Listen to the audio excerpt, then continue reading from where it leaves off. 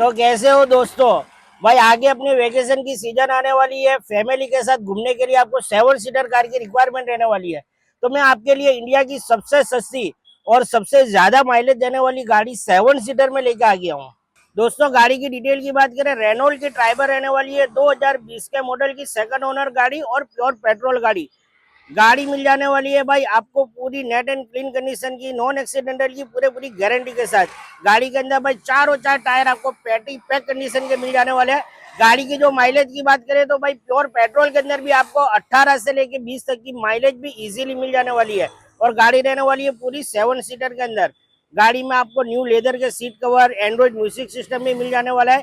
और गाड़ी के ऊपर जो अगर आपके लोन करानी है तो 50,000 रुपए डाउन पेमेंट लेके बाकी की लोन भी कर देंगे भाई। गाड़ी की प्राइसिंग की बात करें तो भाई ये गाड़ी आपको दे देंगे सिर्फ और सिर्फ 3,50,000 रुपए में। गाड़ी देखनी हो लकी मोटर्स अहमदाबाद में देखना है, मेरे डिस्प्ले पर कॉन्टेक्ट नंबर दिया हुआ है, तो भाई आज ही कॉन्टेक्ट कीजिए।